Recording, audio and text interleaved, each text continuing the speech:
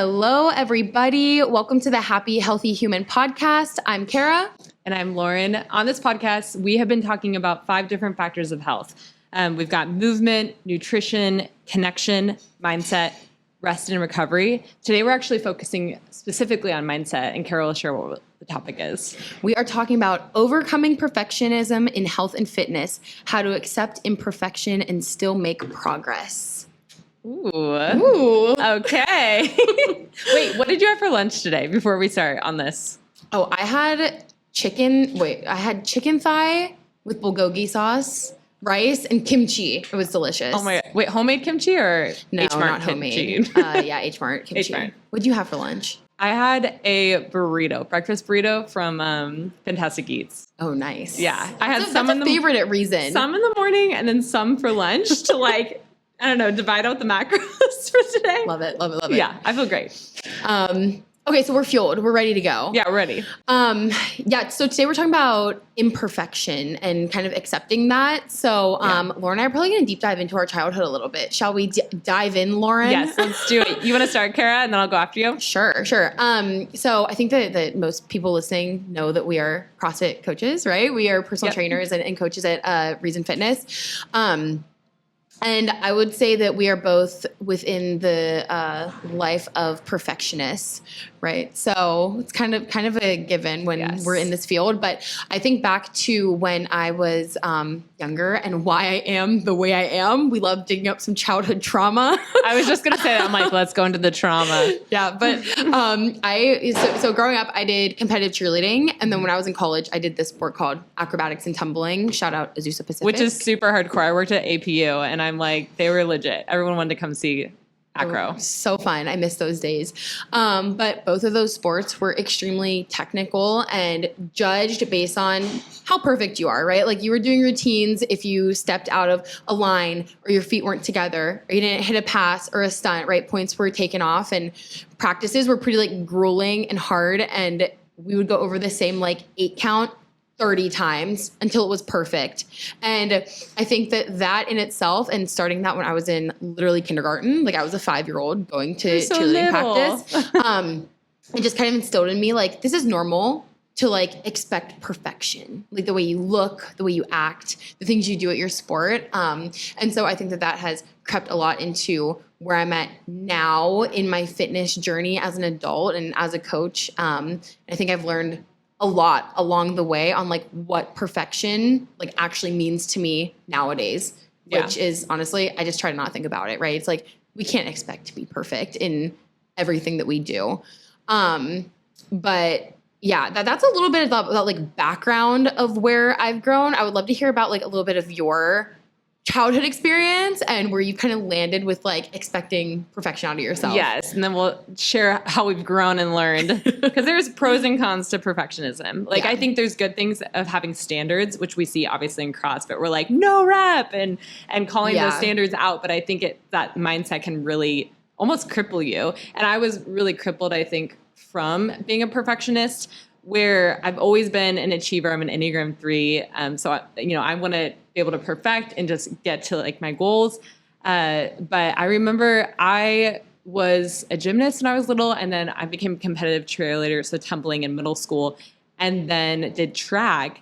But I was in an environment where people were doing it since they were born, these type of athletics. And I just didn't have the right coaching, I don't think, or nutrition or know how to push myself. I loved athletics, but I just thought, I'm not good at these because I wasn't at the top of everything. Yeah. And I remember once, I think it was 8th grade, I got last in the 800 meter dash. And I remember I was sick that week actually. And I ran. It's you probably were just malnourished and hadn't trained correctly.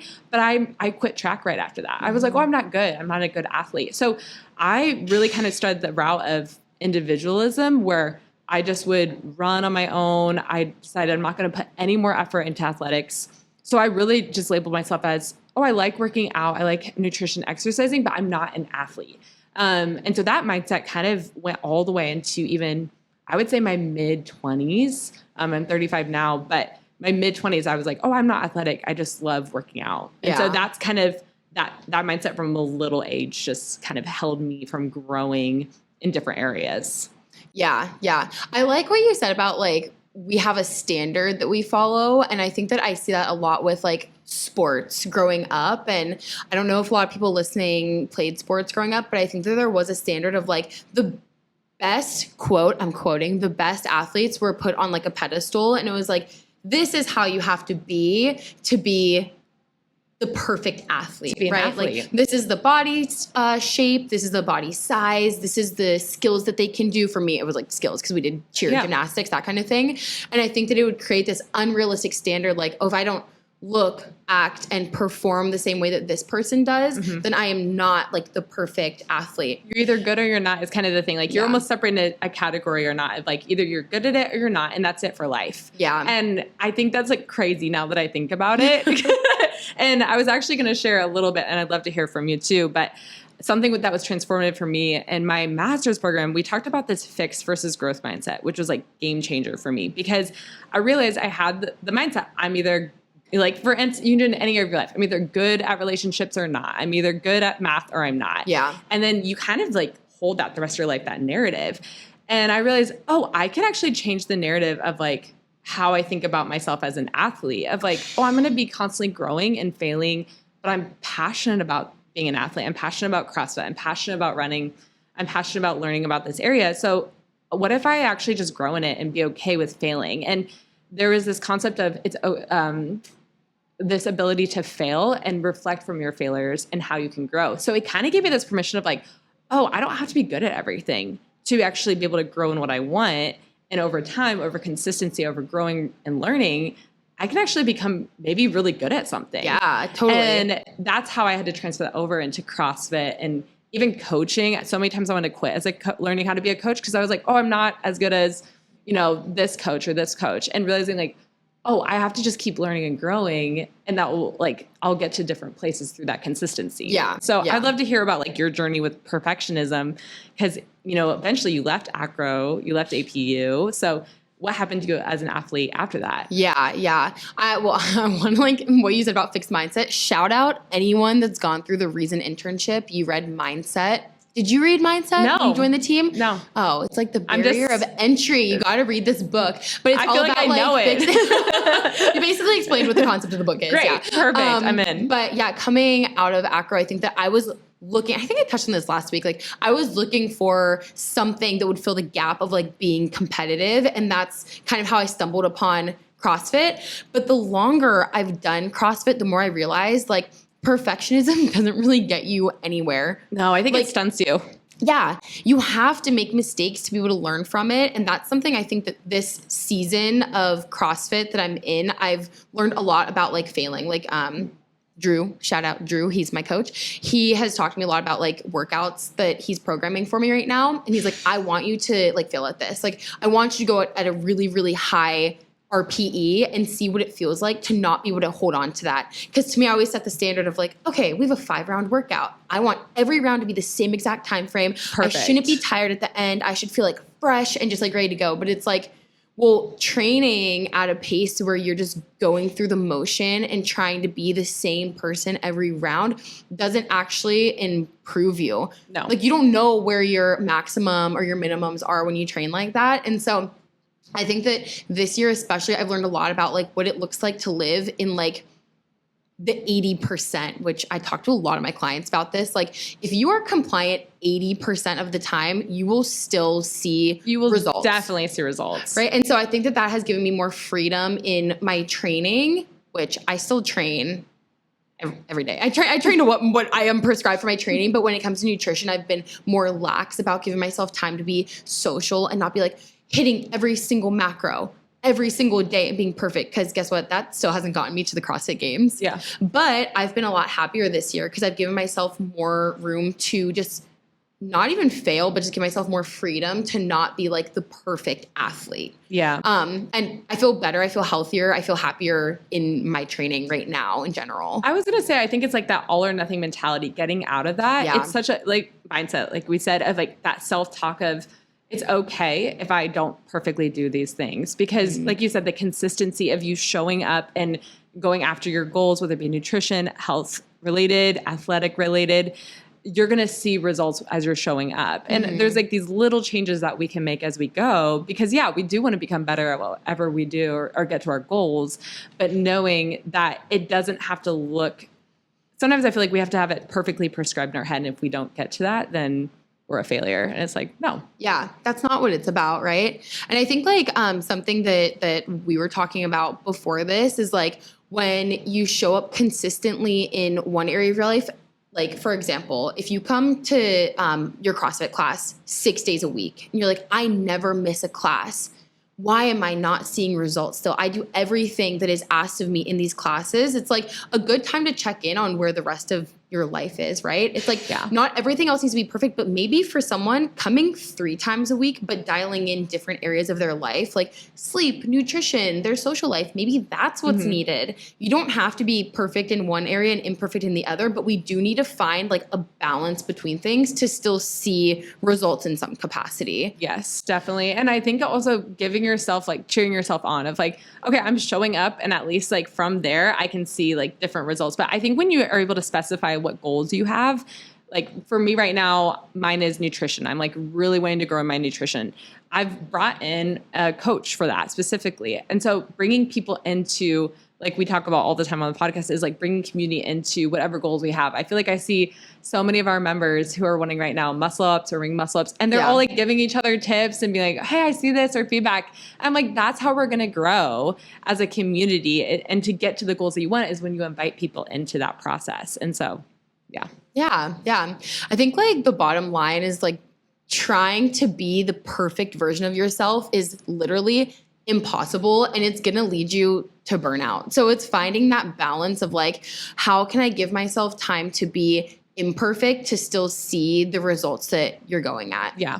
I think that's really good. Something I was thinking too, this is just like a random example. I did a really long run with a good friend on Sunday, and I have a race coming up in a month. And so we ran the first half of it. We ran 20 miles, first half together. She's just 20 miles. Just 20 it's like miles. Super easy. Yeah. The first half together, we ran together. The other half, I was like, you have to go ahead. She's way faster than me, a way better athlete. And I was like, please run ahead. I'll do the last 10, like my pace. And at first I was really mad that I couldn't like keep up with her. I was like, oh, like I'm not a good athlete. Like I can't. And I go, wait, I'm running 20 miles and I am going to finish this, and it's not going to be the time base I want, but I'm finishing this. Yeah. And I did the first 10 with her, and she's a really good athlete. So I had to like readjust my mind, because I saw myself beating myself up of like, why can't you do this? And I think we do that in so many areas of our life. Like we'll just beat ourselves up because we didn't get to whatever standard we have in our head. Yeah. And I think we have to reflip that script of like, well, where am I doing well? Or what have I done that I've like accomplished in this? And so I think we can be so hard on ourselves when it's like, we're actually our biggest advocates when it comes to this. And so I'm like, am I going to beat myself up today? That's not going to do anything good. Or am I going to actually cheer myself on? And then I went and did a run yesterday with another friend, and I like killed it, but it was a lot of self-talk, you know? And so I think we have to keep readjusting our mindsets throughout this. It's like a never-ending journey. Yeah. Oh my gosh, that reminds me so much of I used to work at Lululemon, and we would do a lot of activities about like mindset and how to be better. I was in a like manager position, so we learned how to like coach our employees that came in, talk to our guests, and that kind of thing. And we would always talk about like check in on the voice in your head. Like, what is the voice in your head telling you about yourself, and about yourself in that case, it was like in your leadership position, and who are you as a leader, and that kind of thing. And I think that checking in on how you talk to yourself is so freaking important when you are on any journey, because we are our own worst critic. Yeah. Unless, of course, you do have really toxic people in your life. Which get them out. You should not be friends with those people. Boundaries. But yeah, I think that we are our hardest critic, especially when it comes to certain goals that we're trying to hit. When you're in the middle of like a 20-minute grueling AMRAP, you're like 11 minutes in, and you're like, I cannot finish this, or I suck as an athlete. Like, why aren't you going faster? It's like, check in on that. None of that's true. Like, you're just thinking that about yourself. Anything. Yeah, it does not help. It's just going to hurt your training session that day. So I think that it's really important just to check in on like the way that you speak to yourself, because that plays a huge role in how you overall view yourself. Yeah, but So good. Any final tips for people on overcoming perfectionism? yeah, I think just like one, where is that coming from? Like, where's the perfectionism coming from? Why do you Childhood feel the trauma. need? Yeah. Who told us this? Find a therapist. No, I'm just kidding. Well, I mean, well, maybe you could.